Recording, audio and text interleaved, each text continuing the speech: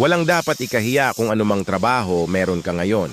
Ang mahalaga ay marangal ito at wala kang inaapakan na tao. Kahit na minsan maliit ang sweldo, mas mabuti pa rin kaysa umasa ka sa iba para sa pangangailangan mo. A small salary is better than waiting for someone to give you money.